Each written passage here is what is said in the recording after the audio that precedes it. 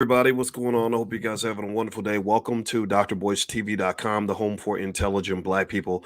My name is Dr. Boyce Watkins, and today I want to talk about Mr. Tyler Perry. Tyler Perry is an interesting person who's very, very smart. He's very, very wealthy, and he has made a lot of movies and has done extremely well.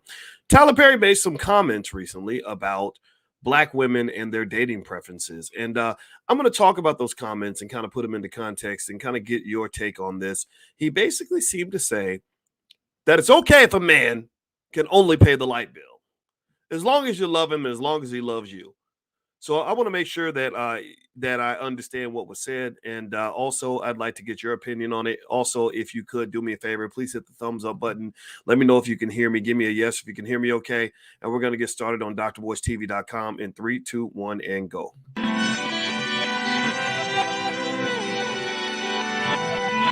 Here we are, clan the isms, cataclysm great. Our people out here struggling, trying to make it in this state. Everybody out here doing it, but we the ones too late. Now family, we the ones who gotta delegate. Get that money in the power, never be fake. Stick to co-sign for 3. What did he say? Create jobs, support our own. Educate the same and buy back your home. Got 3 degrees, triple 10. 3 PhDs, now we on the CNN. DBTV, let's talk about negligence. Ignorance is bliss, but we can turn it to intelligence. Believe none of what you hear, half of what you see. Let's break it down here on Dr. Boyce TV. Here we are. Hey, what's going on, everybody? Welcome to drboycetv.com, the home for intelligent Black people. My name is Dr. Boyce Watkins. Okay, I see you guys are giving me a yes that you can hear me. Let me know if you can hear me okay. Also, shout out the city you're from. Let me know what city you're from. And also, I want to remind you that on this platform, we are B1. B1 means Black First. Black First means we put our community at the top of our priority list. Black First means that we educate our kids. Black First means we build strong families. Black First means we love each other. If you are into that positive energy, positivity, productivity, etc., peace, prosperity, etc., for the Black community, put a B1 in the chat. Put a B1 in the chat. We don't hate anybody. We don't discriminate, but we do have a commitment to building our people. So let me know what city you're from, and I'll shout your city back. Kashif says, I love you. OG, I love you too, brother. Thank you so much for saying that. Mr. Lomax, good to see you. Lisa Parker, I see you from Chicago. Gina out of Augusta. Paisley out of the Austin, Texas area. Actually, I forgot, I'm speaking in Austin at the end of September at it's like a millionaire wealth conference or something. I gotta go look it up. I'm gonna put it on my Instagram though. My Instagram is Dr. Boyce Finance. So if you want to follow me on the gram, what's up to everybody on Instagram? My Instagram is Dr. Boyce Finance. I know some of y'all may have lost me. I had about 500,000 of you almost that were following me on my other page. It disappeared for some reason. I don't know why. You know how Instagram can be. I was reading Dr. Claude Anderson books out loud, and when you get Black and intelligent, people get nervous. And I think I got accused of hate speech, which I don't hate nobody. I ain't got time to hate nobody. But anyway, it doesn't matter. We have Plan Bs in place. Number one, I do have another Instagram page at Dr. Boyce Finance, so feel free to go follow me there. Also, we have our own social media platform that is disconnected from Facebook and Instagram, where there's freedom of speech. It's 100% B1. It's called Blag Enough, and that's spelled on the screen. It's spelled BLAGGENUF, BLAGGENUF. Everybody's not accepted into Blag Enough. We're not asking people to join. We only ask people to consider joining if you are B1 and if you're going to bring a peace, prosperity, and productivity to the platform, because we don't want all that ignorance. We don't want all that chaos. We don't want all that chatty-patty nonsense that's going on the internet. We want people that are serious. So if that's you, if you fit the description, then go to Blag Enough, BLAGGENUF.com. We're going to ask you some questions, and we admit maybe 10 or 15 people a day. And once you get in, though, you can invite your friends, but they too have to fill out the question mark. Or questions to get in. So feel free to do that. All right. So anyway, guys. All right. So as we get started here, and Troy, I'd like to answer your question, but I want to get to the topic. I don't want to spend too much time on other things. However, if you do have a question, I'm going to put an email address up here for you, Troy, so you can reach out to our team if you have something that you'd like to get from us. All right. So here's the deal. So Tyler Perry made a comment about dating, and it's interesting that Tyler Perry made this remark, because I also think that it should not be lost upon us. No disrespect. I love Tyler Perry, by the way. I like him a lot. I think he's a smart man. I think he's a good, decent person. Tyler Perry is a person that I told you guys I met him one time. He called me. I don't call celebrities, but so every now and then they'll reach out to me. And Tyler was very nice. And I got a full tour of his studio. He arranged that for me, and I appreciated that very much. And I have so much admiration for him. And I want to start there. I want to start by talking about how much I appreciate who Tyler Perry is as a human being, because I told you, just like I believe Cornel West is a genuinely good person from the time I spent with him, I also feel that Tyler Perry is a genuinely good person. I don't think he means any harm to anybody. I think he's also B1 enough that he's one of us in that sense. He understands the power of ownership. He understands the power of wealth. He's really done an amazing job in Atlanta. So I'm going to start right there, because sometimes when I'm critical and I do what scholars do, which is to critique things, people think that I hate somebody. You be hating on him. You be hating on him, dog. Why you hating on him? Man, we're not in kindergarten, brother. We not, it ain't love or hate. It's not black or white. It's not on or off. It's nuance. Everybody type the word new, N-U-A-N-C-E. Everybody type the word nuance in the chat. N-U-A-N-C-E. So we're going to discuss Tyler Perry's remarks with nuance. And let me tell you what Tyler Perry said, and then I'm going to explain to you why it's controversial and why I saw nuance here that I think needed to be kind of broken down. All right, so here's the deal. Tyler Perry did this interview, and I put it on my Instagram page, Dr. Boyce Finance. Dr. Boyce Finance is my Instagram. And so you can watch it for yourself. And in the interview, he's talking about Black women and their dating choices, which I think is already kind of a peculiar idea, because let's just be clear. Let's keep it 100. Tyler Perry is a guy who thinks it's okay to wear a dress to make movies. I'm not saying that makes him a bad person. I'm just saying you'll never see Madea Boyce. I don't care how many trillions of dollars they offer me. You won't see me doing a Madea thing. Because I have a big issue. I feel very uncomfortable with the idea of being a Black man being forced to put on a dress, because I think we live in a country that loves to see the Black man in a dress. They love to see the Black man as ignorant. They love to see the Black man as a thug. They love to see the Black man as a child.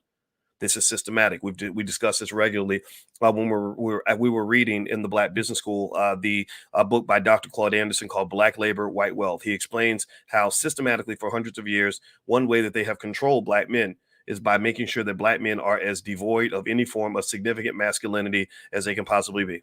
That when you show up as a strong heterosexual male, you're going to be discriminated against. So ladies, men, if your son is a strong heterosexual male, you probably want to make sure 100% sure, 120% sure that he knows how to start his own business, that he's good at that, so that he can create economic opportunities for himself in a world that is not designed to give opportunities to strong heterosexual males.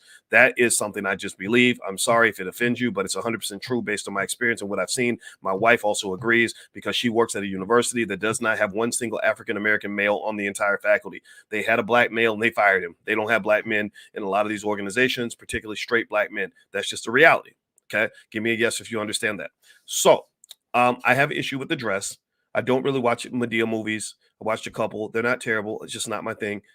Meet the Browns comes off, unfortunately, a stereotypical buffoonery. No disrespect, Tyler, but I'm sorry, man. I know. See, this little thing. This is why I don't have any friends, because I have to be honest. And then when I'm honest, it's like I can't be your friend and still tell you what you want to hear. Like, if you want to be honest, I can either be honest or I can tell you, or I can either be honest or I can tell you what you want to hear. You got to make a choice, right? And so people get offended, but it's true. Tyler Perry movies don't really do it for me. But I like Tyler Perry. I like what he's trying to do. It's like good for you. But remember that the $1 billion empire that he has, that was without question the house Madea built. That was the house Madea built. When Tyler and I talked on the phone in 2014, 2015-ish, I think, maybe it was 2013-ish, I don't remember. He had just been listed as the most highest paid person in all of Hollywood. All of the white people were like, how the hell did this Black man get on this list? How did he sneak under the radar? And I thought it was brilliant. And I was like, how does it feel to be the highest paid person in all of Hollywood? He said, I hate it. He said, nobody wants to have their salary just plastered out there, because what people don't understand about business, and this is something I think that you should understand if you're going into business or you're doing business, is that people that have a paycheck mindset, they think that when Tyler made $100 million, they just wrote him a check for $100 million and he had $100 million sitting in the bank. That's not true. When you're running a business and you're generating money at that level, you have expenses like you would not believe. You have insanely high expenses that might be sometimes 90, 100% of your income. So people say, oh, you made $100 million, but they don't know how much profit you actually made. He said, people don't see that I paid Alan Payne $2.5 million. I paid this person at X millions of dollars. I paid that person millions. So I got it. I understood his frustration. One other thing Tyler said to me in that conversation that really I thought was really interesting, and I didn't believe it when he said it, but I just kind of said, okay, was he said, I hate wearing the Madea dress. He said, I hate that dress. I want to get rid of it as soon as I can. And last I checked, it's 10 years later, and Medea's still running strong. And Medea's running strong. And you know what? I don't even blame him. It's like, look, if that's where you started, then that's where I think you need to finish. Madea is a $1 billion brand. Madea is a brand just like Mickey Mouse, just like Donald Duck, just like Coca-Cola. Medea's a brand. You can make money from Medea. Medea goes to the park. Medea gets shot. Medea drives through the hood. Medea goes to jail. Medea go come get your cousin, right? You can literally take the Medea brand and go, Medea goes to college. Medea joins the Supreme Court, right? You can literally make Medea movies forever and make, $50, $100 million every single time. Easy play. No disrespect, just not my thing. Now, here's the thing. So Tyler makes a comment that was interesting. Hit the thumbs up button, by the way. Please hit the thumbs up button. He made a comment about Black women and their dating choices and seemed to say something about money. He said something about money. And of course, that perks up my spidey senses because you guys know my wife is a relationship therapist. She's not just a person who has an opinion. She's actually trained on this. She's licensed on this, right? This is what she does. She's a full professor also. She's actually teaching her students right now. And so she's into the relationship stuff. She coaches, she gives me lots of information about that. I'm a finance guy. My doctorate's in finance. I've been teaching finance for a long time. And he said that money shouldn't matter to women. Basically, it seemed that that's what he was saying. That in this comment, which is on I put it on my Instagram. I put the video up there. I can't play it on YouTube because YouTube acts funny when you play other people's stuff. But in this video, he says that Black women who are dating shouldn't really care so much about money. It doesn't matter if he makes less money than you. And he even goes as far as saying, even if he can't pay the light bill, that should be an okay man for you to choose. Now, I'd be curious. I want to ask the ladies in here, men, let's sit back for a minute. Let's let the ladies talk. Yes or no? Give me a yes or no. If a man said that, look, I love you. I'll wash your dirty drawers. I think you are the most beautiful woman in the world. I will stand by your side. I won't abuse you. I won't cheat on you. I'll never leave. But I can only pay the light bill. Would that be a man that you would pick? Would you, ladies, seriously, give me a yes or no. I want to see how many yeses and how many no's. I'd be really curious. If a man said, I can only come up with $400 to pay the light bill. Well, actually, the light bill is maybe about $200. And that's all I can come up with. Would that be okay? Would that be a good relationship? What do you all think? Give me an answer while I cough really quick.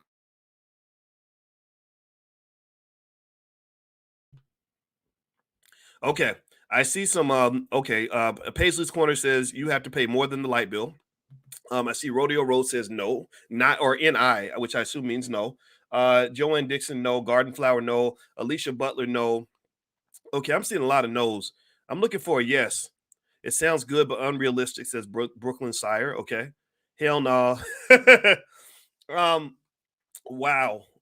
That's really interesting to me. That's really interesting to me. And because I've been fascinated for a long time about the relationship between love and money. In my own personal experience, I was utterly fascinated by how much cuter, how much more handsome I became once I started making $115,000 a year. When I went from being a broke grad student, driving a hoopty, making 12 grand, to making $115,000 a year, having a PhD, I was really, really shocked by how my jokes became funnier. I became the most interesting man in the world. I suddenly started to attract the attention of women that did not give me the time of day back when I was broke. And it didn't upset me or infuriate me. It made me curious. In fact, the first book, one of the first books I wrote was called Financial Lovemaking. I wrote this back in 2006 when I was on the faculty of Syracuse. And it's all about the relationship between love and money. And I interviewed lots of people for this book. And I walked away with the clear conclusion that this is typically true. That it's very difficult, particularly in a capitalist society, to imagine a reality where money, romance, and finance are not connected. When they say romance without finance is nonsense, and ain't nothing going on but the rent, I just really don't know how you can expect that for most women, not all women, most women can just act like the amount of money a man makes doesn't matter at all. I just don't. That's like saying that the way a woman looks doesn't matter at all to a man. Give me a yes or no. Do you think that men care if a woman's ugly or pretty? Do you think that women care if she has a nice body or she weighs 800 pounds? Yes or no? Do you think men care if the woman can throw down in the bedroom or if she's a complete stiff? What do y'all think? Do you think that those things matter to men? Do you think that we have our own criteria? Is it fair? No, it's not fair. It's not fair that the pretty girl, you have pretty girls that are pretty much, unfortunately, very could be defined by some to be low quality in terms of their behavior or their value system. You have plenty of women that are in that category who get lots of attention from men mainly because they're cute. You know, like Brittany Renner. I don't know if you've ever seen Brittany Renner. Brittany Renner's hilarious. She's a very pretty young girl who literally does videos about how she milks athletes for their money. Has anybody seen Brittany Renner? Brittany Renner is she's a phenomenon. She's in the sense that you need to study her to understand how the game is played. Deion Sanders, a smart man that he is, he brought Brittany Renner to his campus to talk to the guys and help them understand how men get played by our just sort of sometimes seemingly unintelligent approach to sexuality and women's beauty. And Brittany told him all the game, and I thought that was really smart of Deion to do that. And so I think that in most of the experience that I've seen, it would be highly unrealistic to think that you can have a world where most women would just not care at all how much money a man makes. Now, what I want to talk about really quickly is, and I talk about this a lot in my book, Financial Lovemaking. It's on Amazon somewhere if you want to go find it. Or if you go to boyceandalicia.com, Alicia is my wife's name, boyceandalicia.com, you can actually get a free e-copy of the book. So feel free to go to boyceandalicia.com. So that either the digital copy is free if you want a hard copy or you want me to sign it or something like that, you can go to drboycebooks.com and just search for the word autograph. I can sign it for you, or you can just buy a copy there. It's up to you. I'm going to go ahead and break some of this down for you. So before I do that, do me a favor. Could you please hit the thumbs up button, thumbs up, share, subscribe, hit the notification bell so you'll be notified when we go live, things like that. Also, my website, boycewatkins.com. On my website, I have plenty of free resources there that you can pick up, like our $5 a day investing plan, a training on how to make money without working, and lots of other resources that you can benefit from. And I want to remind everybody that the All Black National Convention happens in October 20th in Atlanta. So if you'd like to join us, if you're into peace, prosperity, and productivity for the community, if that's your thing, you want to network with other like-minded B1 people, just go to allblacknationalconvention.com. That's allblacknationalconvention.com. And I want to remind you, this podcast is on Spotify. It's also on Apple. Wherever you get your podcast, you can find me there. So just look up the Dr. Boyce Breakdown or Boyce Watkins and you'll find me there. All right. So here's what I would say. I did some research on, and I'd already done a lot of research on this topic when I wrote my book, Financial Lovemaking, years ago. I think that it's as reasonable to say that a woman can look past how much money a man makes, just like you could say that some men may not care as much about how pretty a woman is. I know I've seen many examples where a man did not marry or select the most gorgeous woman in the room, right? He might see another woman that's prettier than the woman that he's with, but because the woman that he's with has certain values, they go outside of just how she looks. He was mature enough to say, yeah, I'm not trying to date the prettiest girl in the room. I want to date the woman that has the highest value in terms of what she can bring to my life. And looks may play a part of the conversation or be part of the analysis, but looks are not the defining factor. So if my wife is a 7 and you're a 7.5, you're not going to beat out my wife because she has so much invested in me that goes far beyond just what she looks like or her body shape or what she does in the bedroom. That I can understand. So what I have found in my research is that money is not the only thing that would work in terms of attracting a woman. I think that any guy out there that does have that regular job or does, isn't making, $100,000 a year or isn't just sitting on top of all kinds of cash flow, there's a lot of respect that good women have for men that don't have a lot of money. There is. But here's the issue with some of what Tyler Perry said, in my opinion. If a guy shows up in at least if he fits Tyler's example, where he can only pay the light bill. Well, first of all, light bill, you're talking about $200-$300 a month. There are teenagers that are 15 years old that can pay the light bill with their part-time job. So what tends to occur is that the amount of money that a man makes it's not so much about the money for some women. It's really about what your income level says about you and your productivity level. On average, men that make that little money or almost no money at all are typically, unfortunately, sometimes the amount of money they make is a reflection of other aspects of their character. It's very, very hard. Give me a yes if you understand. It's extremely difficult for a productive, hardworking, disciplined, intelligent man to only make enough money to pay the light bill. So it ain't really about the money. It's not that she's a gold digger. It's that the money is a reflection of who you are, the choices you make, how you manage your life. And that's the part I have found that is most offensive to women. If you are the raggedy, lazy dude who doesn't want to get out of bed, and you sit in your drawers in your mama's basement playing Xbox all day, and then you throw $200 on the table every month to pay the light bill, well, there's a lot more going on with you than just the money. The money is just a symptom. The money does not define the man. The man defines the money. Do you understand?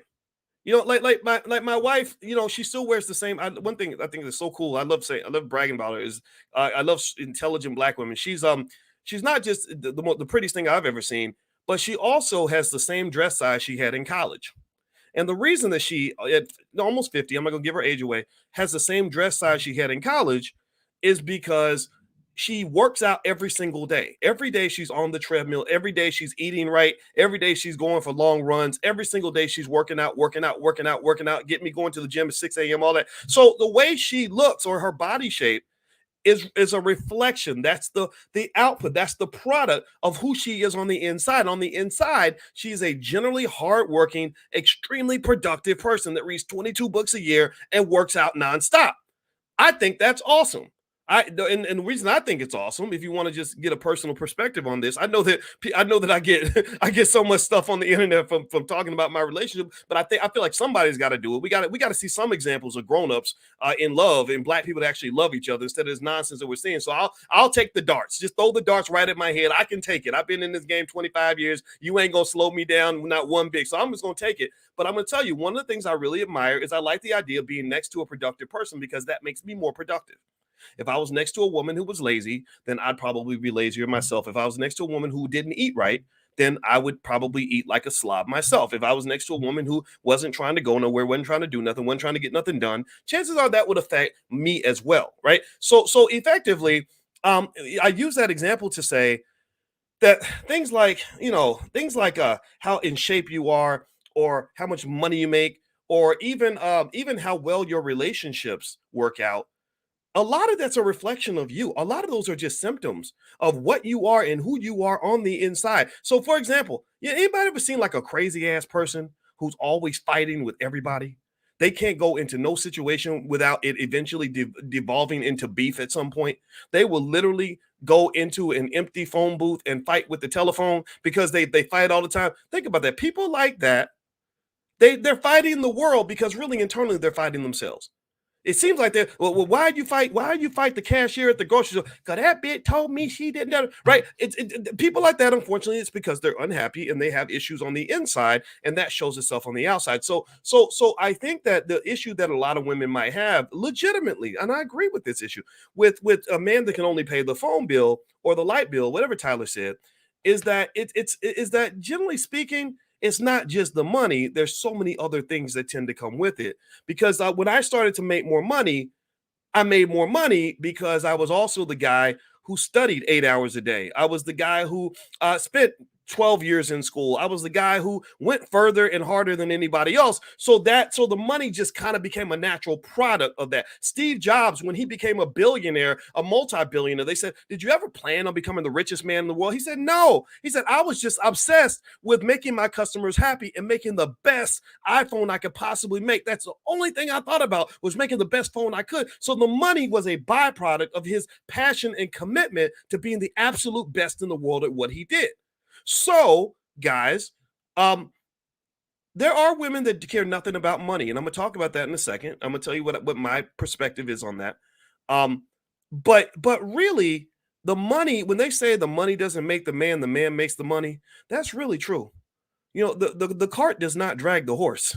If the cart's moving fast, it ain't because the cart is a fast cart. It's because the horse is a fast horse. You're the horse. Your outcomes are the cart. Your results are the cart. It doesn't have to just show up in money. It can show up in the form of other things, right? There are other forms. Most of your wealth has nothing to do with money, by the way. Most wealth is not financial wealth. So I want you to understand that about wealth to begin with, because we're not a bunch of gold diggers, money obsessed people here.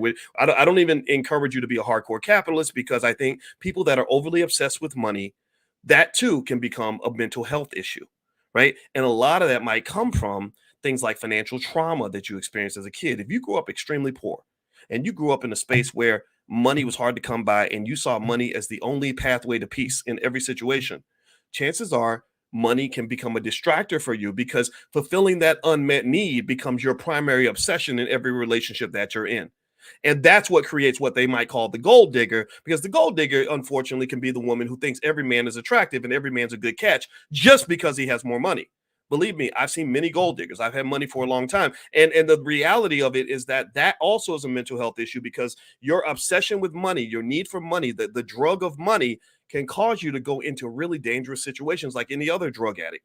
You know, a drug addict who's hooked on crack will go into dark alleys to get crack. They will go into bad neighborhoods to get crack. They will put themselves at risk to get crack, right? And so a lot of people will do that with money, because money is also a drug. You put yourself in bad relationships, dealing with terrible people and horrible situations with people that have diseases and drama and all kind and abuse, and you'll deal with all that because you'll say, well, you know, I get to be with the person who's got the most money. So money is important, but if money becomes too important, it can create a lot of unhealthy outcomes. Give me a yes if you follow what I'm saying. I hope that this conversation is helping you, because I don't pretend to know everything, but this is something I've obsessed over for many, many years. And I thought it was interesting to break down what Tyler Perry said, because I want to reiterate, I have tremendous respect for Tyler Perry. I have to be honest about the Madea movies. That's not my thing, but I respect what he's building down in Atlanta, because I think that the good outweighs the bad. I really cheer this guy on. I'm very, very happy with what he's doing down there. I love seeing black men winning, and I love seeing this guy winning, because I think that he could be worse. He could be out here doing stuff that some of these rappers are doing. Now, some of these rappers, not all of them, but some of them that are rapping and getting your kids hooked on drugs and all that, unacceptable. Absolutely unacceptable. I have several friends who have sent their sons in the last month to rehab for fentanyl. Fentanyl abuse is massive. Overdoses are out of control. And any rapper who's promoting drug use in the black community is as much of a liability as the KKK. But Tyler isn't doing that. Tyler's just putting on a dress and doing the Madea thing. And there are people that can relate to that. And his audience is mostly black women, and they appreciate that. And I think that's fine. I don't have any issue with that. That's his thing. Right. So anyway, let me keep going. I'm going to break down a little bit more of this for you really quick. Do me a favor. Please hit the thumbs up button. Thumbs up, share, subscribe. My name is Dr. Boyce Watkins. You're watching drboycetv.com, the home for intelligent black people. If you want to get access to our social media platform, Blag Enough, the URL is blaggenuf.com. That's blaggenuf.com. Also, this podcast is on Spotify, and it's also on Apple Podcasts. So look up the Dr. Boyce Breakdown or Boyce Watkins on either one of those platforms. You can find me there. And also, if you want me to send you profit alerts, I'm a finance professor, so sometimes I send students stocks that I'm interested in. It's not investing in, but it's just stuff that I'm buying myself. And also, we have a $5 a day investing plan that will transform any family to a wealthy family in less than a generation. Very easy. It's 100% free. And it's very basic. Even a 5-year-old could do it, but it's very important that you and your family right now start investing for your kids when they're born, so that by the time they're 20 or 25, they're going to be doing extremely well. That's how you free them from corporate slavery. You free them from debt. You free them from all kinds of problems that come with not having enough money. So if you'd like to get the profit alert sent to you, just text the word stock to 31996. Text stock to 31996. Somebody type 31996 in the chat if you can, so other people can see it, and I'll start sending you the stuff right away. All right, so we're talking about Tyler Perry, and in the video, which I put on my Instagram, which is Dr. Boyce Finance, where he basically says that how much money a man makes doesn't matter, that it's okay if a man can just pay the light bill. I don't know if I agree with that assessment in all cases, but one of the things that I think is important to understand is, and I think we all agree on this, that dating is not a one-size-fits-all thing, right? It's not a one-size-fits-all thing. I have seen, especially when I interviewed women and men as well for my book, Financial Lovemaking, I saw women who really, truly didn't care about money, who truly cared about things like, attention and commitment and, connection and things like that. And there are women that are built that way. Now, what's interesting is that typically people who say money does not matter, on average, that I found, are typically people who already have plenty of money, right? They have plenty of money. So it's easy for me when I'm rich, when I'm say Tyler Perry, it's very easy for me to say, money doesn't matter. Money's not important, right? Because Tyler has plenty of money. I think that that's like a person who's saying, well, bathrooms are not that important, but you don't have to use a bathroom. But let me just tell you this, if you really got to pee, bathrooms would become extremely important, right? If you really got to go to the bathroom, a bathroom literally becomes the most important thing in the world for you, right? So ultimately, that whole statement that money does not matter cannot ever be, and nor is it ever, a universal one-size-fits-all kind of remark. You can't just say money should not matter, money does not matter, because people have different preferences. People have different experiences. when it comes to money, people have different relationships with money. For somebody who grew up without money and grew up with financial trauma, my wife is a therapist. And one of the things that she helped me do was we created in the Black Business School the first ever Black financial therapy department where we work on the psychological barriers that keep us from building Black wealth. We work with the best therapists out here, like Dr. Brittany Henry and others. And in fact, my wife's friend Chris has a double PhD. She has a PhD in industrial psychology and also in I want to say psychiatry or something. So she has a double PhD, and they do stuff on Fly Nubian Queen where they talk about these sorts of issues because I think it's very important for us to dig into Black psychology. If we don't dig into psychology of who we are and how we think and how we became who we are, then we're going to continue to make the same mistakes over and over again. So in the Black financial therapy department, one of the things that we dug into in one of the conversations we had with the students was how financial trauma can create things like financial anxiety. And if you're feeling financial anxiety, then you ain't trying to sit around with somebody who's broke. Because when you have financial anxiety, which most people do, like seriously, let me just do a quick survey, quick straw poll. How many of you have ever worried about money recently? How many of you feel financially insecure or not as financially secure as you want to be? Give me a yes in the chat. If you get a little bit nervous when it comes to money, wondering if you're going to have enough, got to rob Peter to pay Paul, got to go borrow money in order to pay the bills, worried about inflation, worried about student loans, worried about debt. Give me a yes in the chat if you're in that category. A lot of people are in that category, right? So a person who is in that category, remember when you pick the meal that you eat, biologists will tell you that your body subconsciously craves the food that you need based on what nutrients are missing from your body. That's where cravings come from. That's why pregnant women will crave things like pickles and ice cream because their body is missing the nutrients that come with pickles and ice cream. So when you are devoid of financial security, when you are filled with financial anxiety, when money problems scare the hell out of you, then you're going to crave a situation that's going to give you economic security. And that does not make you a gold digger. That does not make you a snob. That does not make you a bad person. That just makes you a person who has something that you need, and you need a partner that's going to fulfill your needs. Is that not what relationships are supposed to do? I have a need. I'm a man. I got a need for some good food and some sex, right? Whatever it is, right? And some companionship. Well, I'm going to pick a woman that can give me that. If I don't need one of those things, then I'm not going to pick. If I don't want to sleep with anybody, if my junk don't work no more, then I'm not going to care as much about the sex thing, right? So ultimately, we crave what we need. And so when people are in a state of financial insecurity, they kind of want to hang out with people that can make things better, not things worse. It's very, you get to the point where you say, okay, wait, I'm gonna put up with all this nonsense and argue with you every day and deal with whatever constraints come with being in a relationship just so I can stay as broke as I was before I met you. Because I could be, when people say I could be broke by myself, that really is true. You can. I can do the math. That literally 4 plus 0 is still 0. So the 4 without the 0 is still a 4, whether the 0 is there or not. So I would say to men, go into situations where you're not going to be a 0, where you're going to add some value. And it doesn't have to just be financial, though. I think there's so many different ways you can add value than just with the money. But in some cases, for some people, the money does matter. But I have seen other situations as well. Remember, Black women do better in corporate America than anybody else. Black women are doing better educationally than anybody else. And I think it's a damn shame that we have men that are uncomfortable with that are led to be insecure. Tyler actually addressed this. I put his video on my Instagram if you want to go. There's a big debate on my Instagram page. My Instagram is Dr. Boyce Finance if you want to go follow me on the gram and take a look at the video. And he makes the point that men should not be intimidated by women that are doing well or making more money than them. And I think that's true in a really important sense. Black women are y'all just killing it. Seriously, on average, not every woman, right? Because you got women that still struggle. In fact, the lowest median net worth in America is that of a single Black mother with kids, in case you don't know. So it's really kind of a multipolar scenario. But on average, for the most part, Black women just on top of stuff. You're just good at what you do. There are a myriad of factors for this. It's not, just because Black men are garbage. It's because of the way society's structured, the way families are structured. A lot of factors play into this. A lot of Black girls don't grow up thinking they're going to be NBA or NFL stars. they don't have that dream distracting them like it does for little Black boys. So little Black girls grow up and they go to college and they get great jobs and they end up making lots of money. This creates an awkward dynamic in the Black community where the women are just doing better than the men. Society gives opportunities to Black women that they don't give to Black men. My wife and I talk about that all the time. My wife is fully understanding of the fact that she's going to get opportunities as a light-skinned Black woman that I'm not going to get as a radical black man who talks about racism. We just understand these things, right? And we partner together in order to still make things work by us sort of understanding what path works best for us. This is one of the reasons why I think black men are best off when we learn to start our own businesses.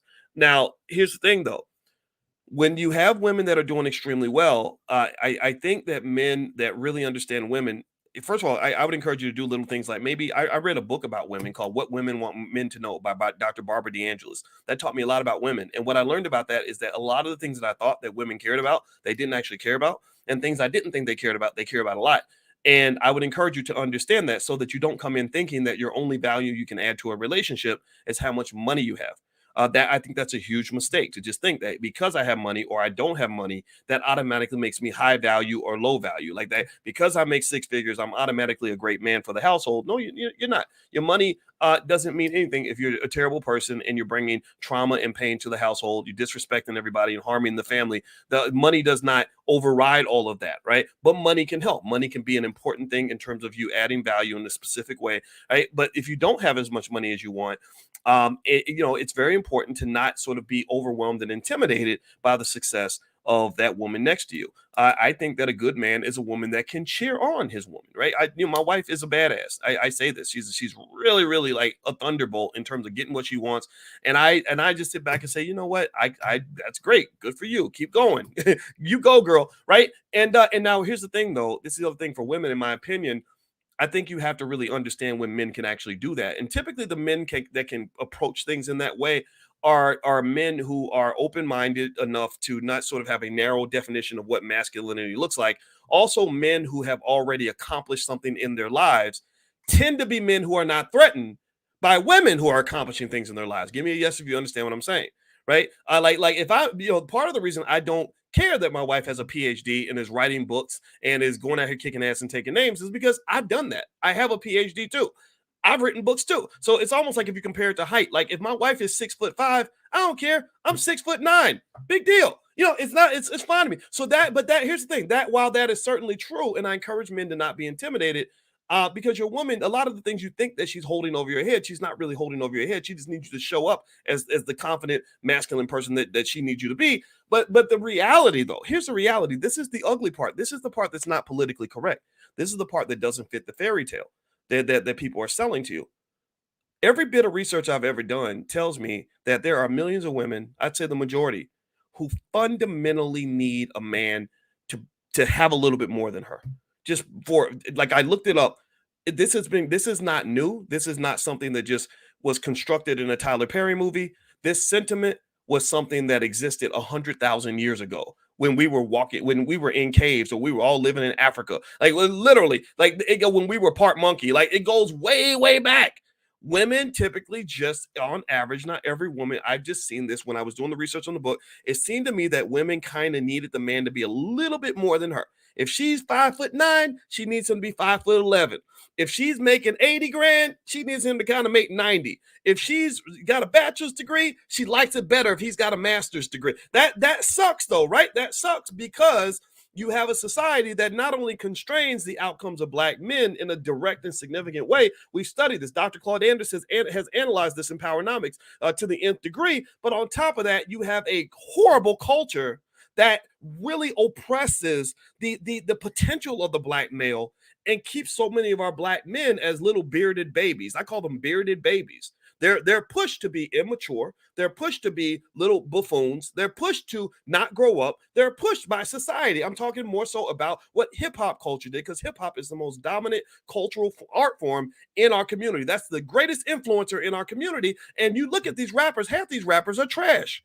Half these rappers, not all of them. I'm not talking about the D1s and the Lupe Fiascos and the Kendrick Lamars and the J. Coles. I'm not talking about those. I'm not talking about the Killer Mikes. Killer Mike is my buddy. I'm not talking about guys like that. I'm talking about these guys that run around promoting smoking dope, throwing your money away, being as ignorant as possible, having 8,000 hoes in your backseat, and getting girls pregnant, becoming baby daddies. That's not what men do. Those are not men.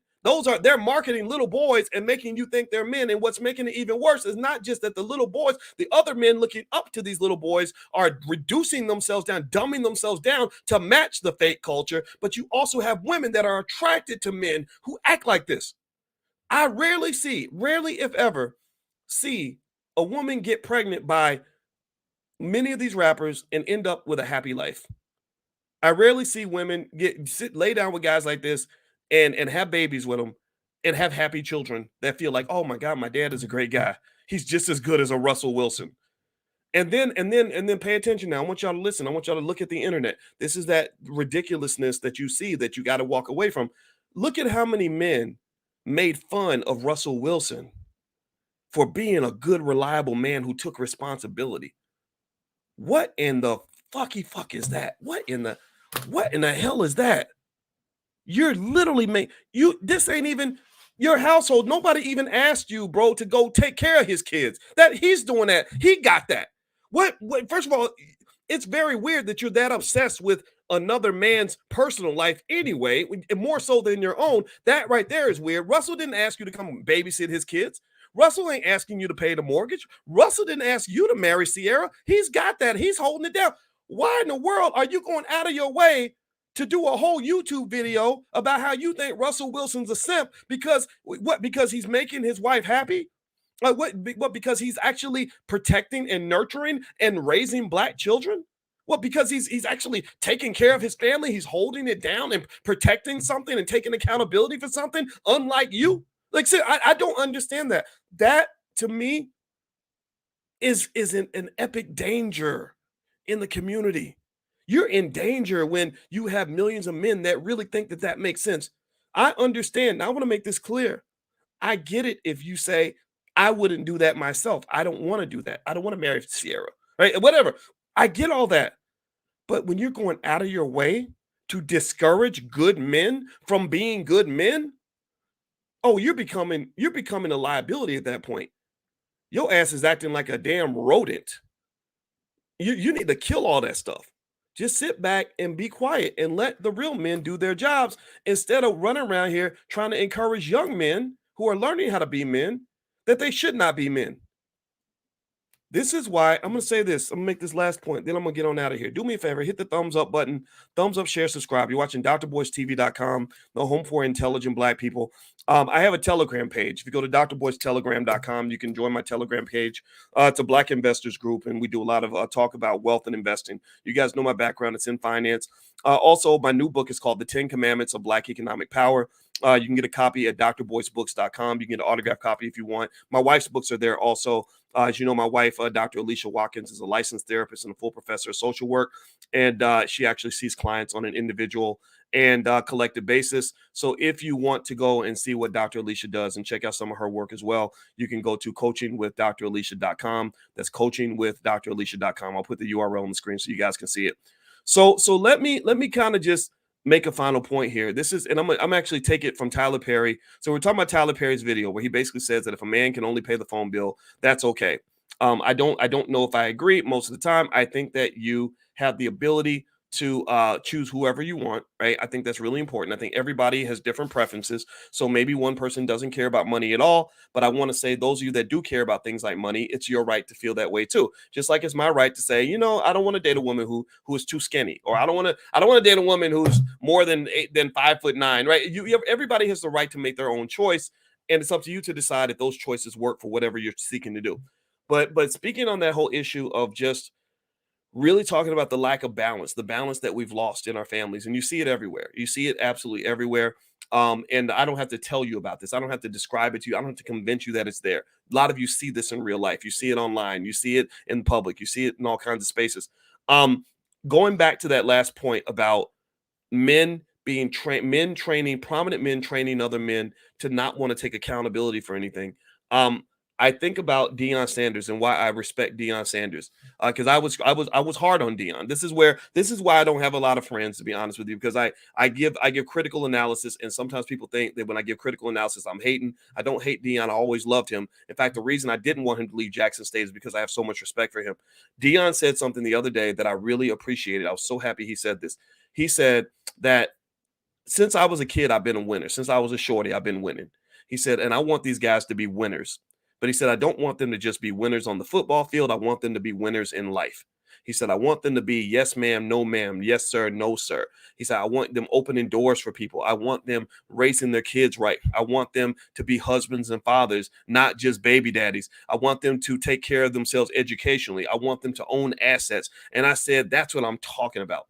That's what I'm talking about. I want men to be winners in life. I want black men to be winners. And what the problem that you have in a racist society, particularly since you don't control media. So Tyler Perry, if you see this, I hope that you one day, I know you couldn't buy BET, but I hope you get control of media and we start putting content out there that does these things. We need to find some way to deal with a society that does everything it can possibly do to make sure the black man wants to be a loser.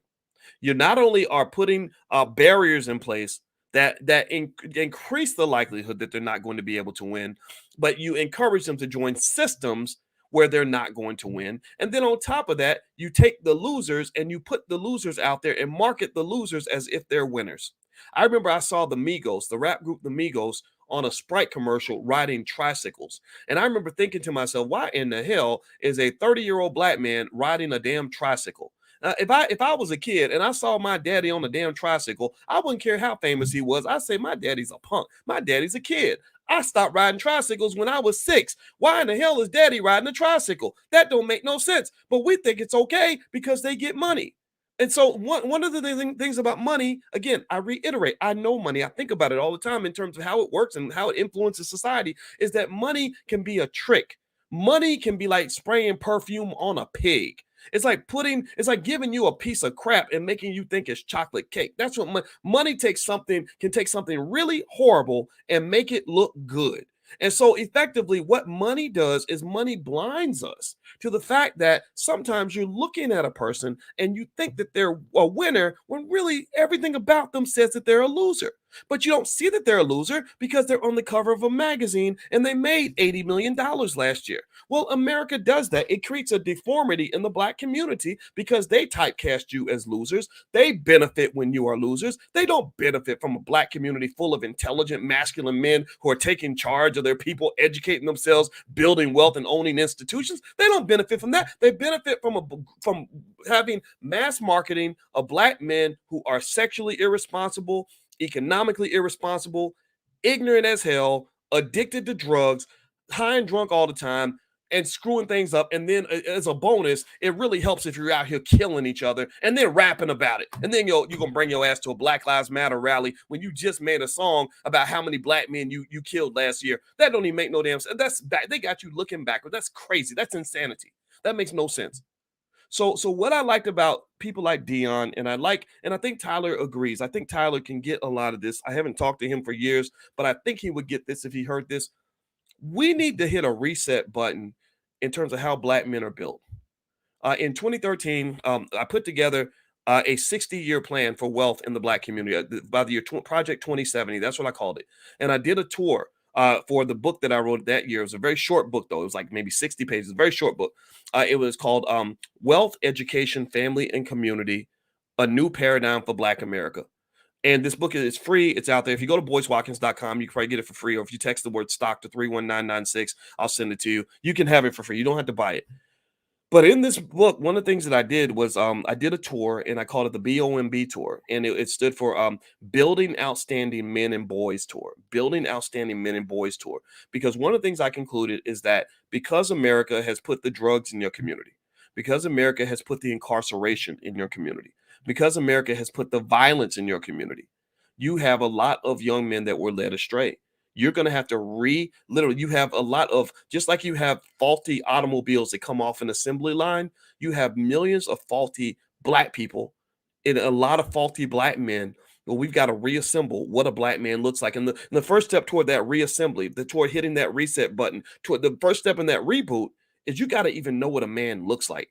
We don't even know. You show up with a little boy with a bearded baby, a little 35-year-old child who's got a beard and smokes a cigar and wears a nice suit, and you think you're looking at a man when really you're looking at all the elements of a little boy.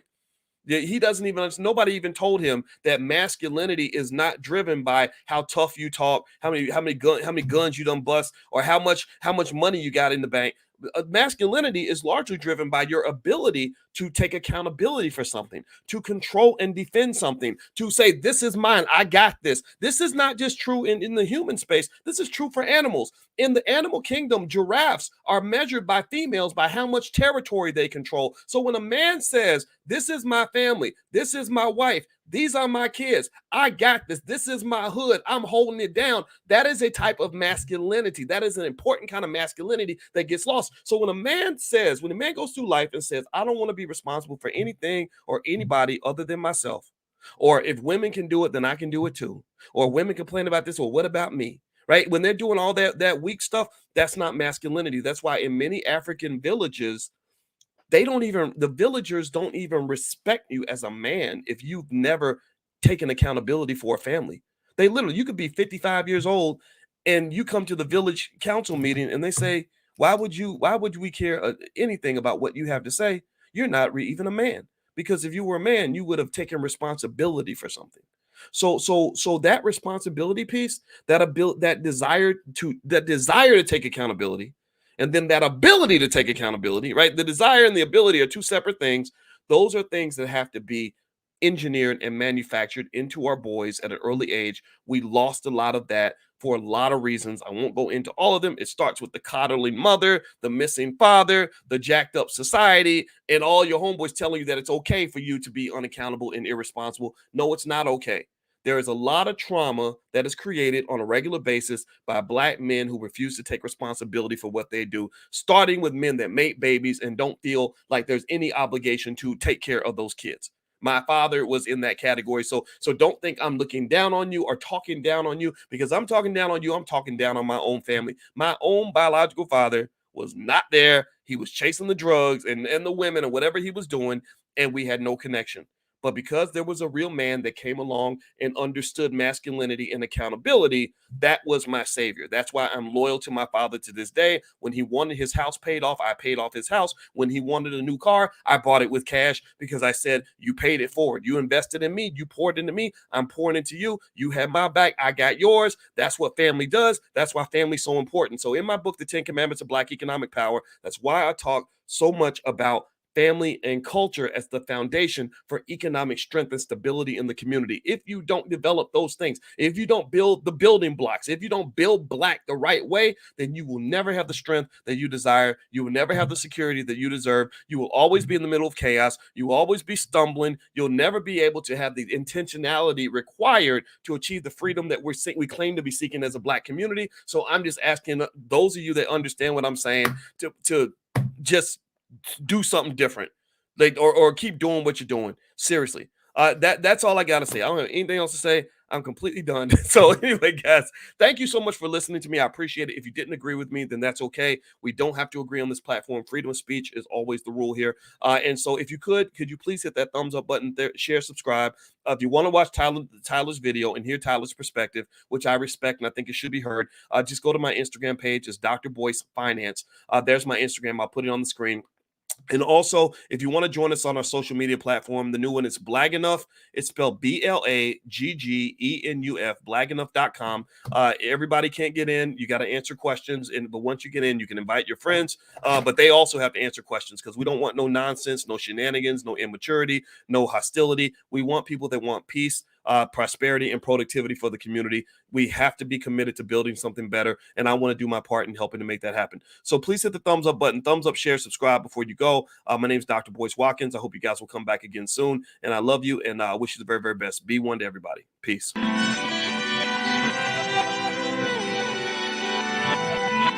Here we are, clan the isms, cataclysm great.